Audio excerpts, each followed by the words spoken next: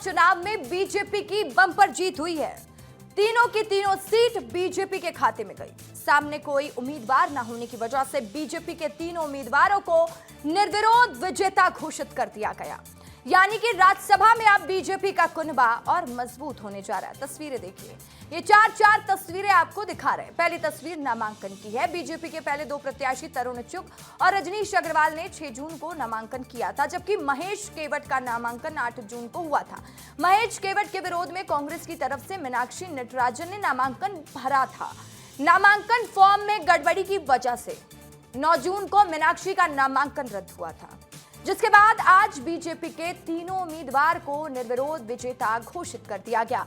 BJP की जीत के बाद तीनों की नवनिर्वाचित उम्मीदवारों ने हाथ जोड़कर सभी का आभार जताया। यह तस्वीर आज मध्य प्रदेश की राजनीति में छाई हुई है। विधानसभा में मौजूद तीनों ही नवनिर्वाचित सांसद हाथ जोड़कर विधायकों, नेताओं और कार्यकर्ताओं के साथ साथ वहां मौजूद सभी का धन्यवाद कर रहे हैं। बीजेपी की बंपर जीत के बाद रजनीश अग्रवाल से बातचीत की हमारी संवाददाता रंजना दुबे ने।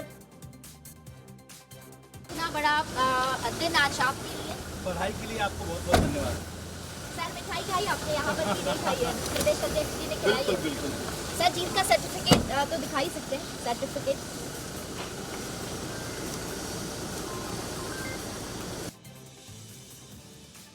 इस जीत में जो सबसे ज्यादा नामों की चर्चा हो रही है वो है महेश केवट।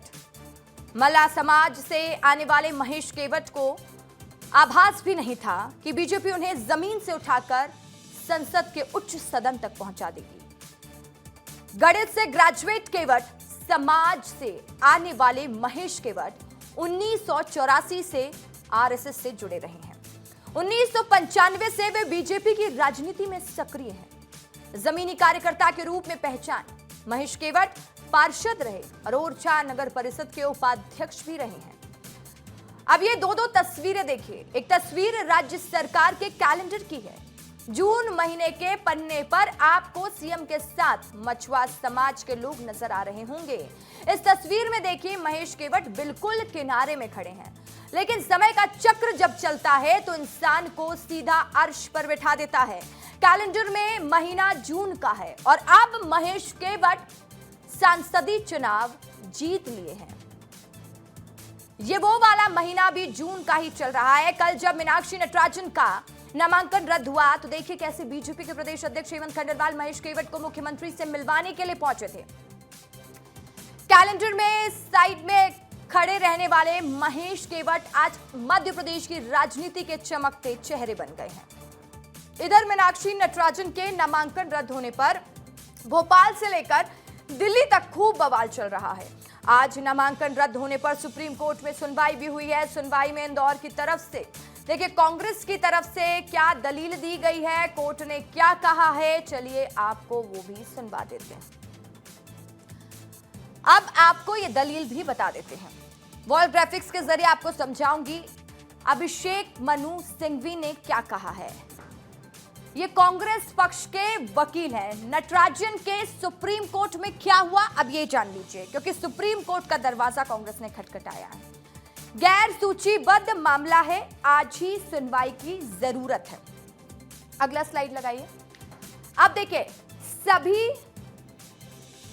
ये सुप्रीम कोर्ट का पक्ष है। सब मेंशनिंग अर्जी कल सुनी जाएगी, सुप्रीम कोर्ट का पक्ष रहा। अब अभिषेक मनु सिंघवी ने इस पर क्या कहा, जो कि कांग्रेस के वकील हैं। ये आरपीए का मामला है, इंतजार नहीं कर सकता है। इन्होंने साफ कहा कि आरपीए का मामला इंतजार नहीं कर सकते हैं। अभिषेक मनु सिंघवी ने कहा कि आज नहीं सुना गया तो चुनाव नतीजे आ जाएंगे। ये वकील का पक्ष था कोर्ट के सामने। सुप्रीम कोर्ट ने इस पर क्या कहा है जान लीजिए। ये तो चुनाव संबंधित विवाद है, क्या मेंटेनेबल है। उन्होंने ये भी कहा अब इस पर तमाम चीजें कही जा रही है, क्या रखरखाव योग्य है, ये तो चुनाव संबंधित विवाद है, सुप्रीम कोर्ट का पक्ष है। तो उसमें अभिषेक मनु सिंघवी कह रहे हैं कि भले ही कल सूचीबद्ध करें, आज नतीजे रुकवाइए। नतीजे रुकवाने की बात कह रहे थे, लेकिन नतीजे रुके नहीं है, क्योंकि अब तो फैसला भी आ चुका है। प्रमाण पत्र ले चुके हैं सभी कैंडिडेट। सुप्रीम कोर्ट ने कहा कि ऐसे मामलों में कानून पहले से तय है, याचिका कल के लिए सूचीबद्ध है। यानी कि कल सुनवाई होनी। बीजेपी को मिली निर्विरोध जीत पर कांग्रेस आपत्ति जता रही है। क्या कह रहे हैं कांग्रेस के नेता, वो भी सुन लीजिए। क्या कांग्रेस के आज मीनाक्षी नटराजन जी जो मध्य प्रदेश से कैंडिडेट थी, उसके बारे में चुनाव आयोग ने फैसला नहीं ले पाई? तो इससे स्पष्ट है कि चुनाव आयोग भारतीय जनता पार्टी का रबर स्टाम्प के रूप में काम कर रहा है। कोई विचार नहीं करा। उनके रिटर्निंग ऑफिसर ने स्पष्ट रूप से बिल्कुल नियमों की धज्जियां उड़ाई। आउट ऑफ बॉक्स सारे नियमों की धज्जियां उड़ाते हुए पर्चा रिजेक्ट किया गया। ये लोकतंत्र में मध्य प्रदेश को लेकर काला दिन था और हम राष्ट्रपति जी के पास जाने के लिए हमने नियम कायदे कानून से हमारे सीएलपी लीडर आदरणीय उमंग सिंगार जी ने समय मांगा है। हर जगह से जो आस न्याय की होती है उस सब ने आंखें बंद कर रखी है। इसीलिए ये मैं आपको भावना बताई। शुद्ध रूप से ये हमारी सीट चुराई हुई है इन्होंने। ज्ञानेश कुमार से क्या अपेक्षा करेंगे, लेकिन प्रक्रिया है उसको पालन करना हमको पता था, वो कुछ करेंगे नहीं, क्योंकि ऊपर से जो आदेश होगा वही करेगा। कांग्रेस सीट चोरी का आरोप लगा रही है। बीजेपी और चुनाव आयोग पर पक्षपात रवैये का भी आरोप कांग्रेस पक्ष की ओर से लगाया जा रहा है। कांग्रेस के इन तमाम आरोपों पर बीजेपी ने पलटवार किया। बीजेपी सांसद ज्ञानेश्वर पाटिल ने एक बयान में कहा कि कांग्रेस ने जानबूझकर ये गलती की है ताकि वे बीजेपी पर आरोप लगा सके। इस मुद्दे पर कांग्रेस के सुप्रीम कोर्ट जाने पर उन्होंने कहा चाहे वो अंतर्राष्ट्रीय अदालत चले जाएं, जो सही है वो सही है। उन्होंने चुनाव आयोग की तारीफ भी की है। देखिए, राज्यसभा में हमको जीतना था।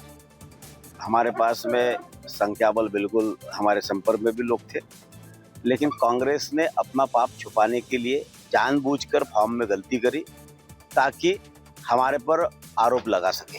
उनको मालूम था कि उनका कैंडिडेट हारना है। जब आपको ये मालूम था कि आपके खिलाफ कोई प्राइवेट कंप्लेंट हुई है तो उसकी जानकारी देने में आपको क्या परहेज था? दूसरा, इन बातों का विरोध करने में जब उनके साथ जनता नहीं आती है, जनता जब साथ में नहीं खड़ी होती है, तो चिढ़कर बौखलाहट में इस शहर को तोड़ने फोड़ने की बात करते हैं। तो कांग्रेस अपनी संस्कृति के हिसाब से काम कर रही है। जनता भारतीय जनता पार्टी में भरोसा करती है और उसी के साथ खड़ी रहती है। देखिए, राजनीति खूब हो रही है, लेकिन कांग्रेस के पास क्या क्या विकल्प है और कैसे कांग्रेस को राहत मिल सकती है, ये भी जानिए। अब आगे क्या हो सकता है? विकल्प 1, सुप्रीम कोर्ट इलेक्शन प्रोसेस में हस्तक्षेप करे। विकल्प 2, रद्द नामांकन बहाल कर सकता है। विकल्प 3, निर्विरोध निर्वाचन अवैध घोषित होगा। विकल्प 4, चुनाव आयोग को चुनाव कराना होगा। विकल्प 5, राज्यसभा चुनाव में विधायक वोट डालेंगे। ये 5 विकल्प है जो रास्ता कांग्रेस चुन सकती है।